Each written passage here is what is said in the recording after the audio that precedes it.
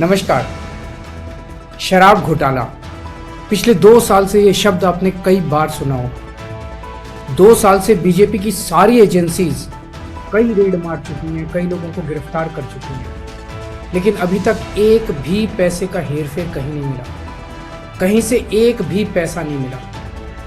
अगर भ्रष्टाचार वाकई हुआ है तो इतने करोड़ों रुपए गए कहाँ? क्या सारा पैसा हवा में गायब हो गया? सच्चाई ये है कि किसी तरह का कोई भ्रष्टाचार हुआ ही नहीं। अगर होता तो पैसा भी मिलता। ऐसे फर्जी केस में आम आदमी पार्टी के कई नेताओं को इन्होंने अभी तक जेल में रखा हुआ है। किसी के भी खिलाफ कोई सबूत नहीं है, कुछ साबित नहीं हो रहा, खुलेआम गुंडागर्दी चल रही है, किसी को भी पकड़ के जेल में डाल दो। अब बीजेपी मुझे गिरफ्तार करना चाहती है। मेरी सबसे बड़ी संपत्ति, मेरी सबसे बड़ी ताकत मेरी ईमानदारी है। झूठे आरोप लगा के, फर्जी समन भेज के ये मुझे बदनाम करना चाहते हैं, मेरी ईमानदारी पे चोट करना चाहते हैं। इन्होंने मुझे समन भेजे हैं। मेरे वकीलों ने मुझे बताया कि ये समन गैर कानूनी है। क्यों गैर कानूनी है? ये मैंने इनको विस्तार से लिख के भेजा है। मैंने बताया है कि उनके समन कैसे गैर कानूनी है, लेकिन उन्होंने मेरी एक भी बात का जवाब नहीं दिया। इसका मतलब उनके पास मेरी बातों का जवाब नहीं है। इसका मतलब वे भी मानते हैं कि उनका नोटिस गैर कानूनी है।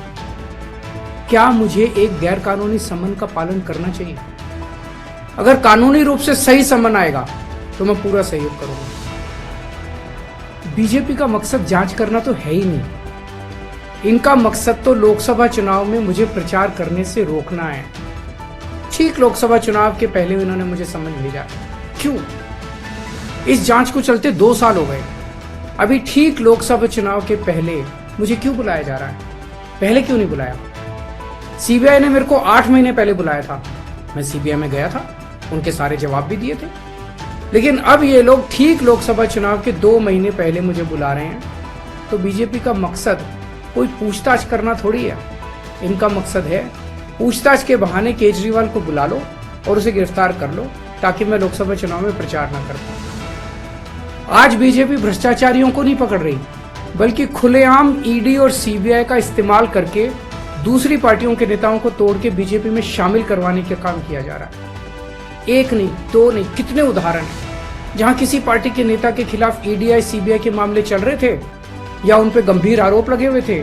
जैसे ही वो नेता बीजेपी में शामिल हुए, उनके सारे पुराने मामले बंद कर दिए गए या ठंडे बस्ते में डाल दिए गए। तो जो इनकी पार्टी ज्वाइन कर लेता है उसके सारे मामले रफा दफा कर दिए जाते हैं। जो इनकी पार्टी में नहीं जाता वो जेल जाता है।